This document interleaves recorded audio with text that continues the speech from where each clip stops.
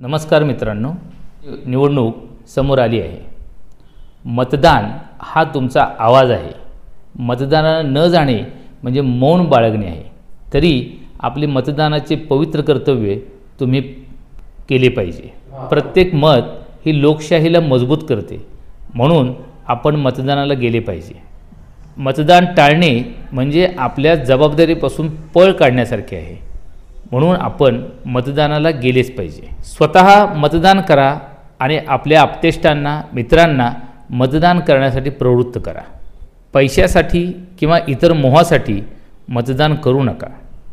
मतदान करताना भीती, दबाव, दडपण याला किंवा कुठल्या प्रलोभनाला बळी पडून मतदान करू नका। मतदानाचा दिवस म्हणजे लोकशाहीचा उत्सव आहे, तरी मतदानाला उपस्थित राहून आपण या लोकशाहीचा उत्सव साजरा करा। धन्यवाद मित्रांनो।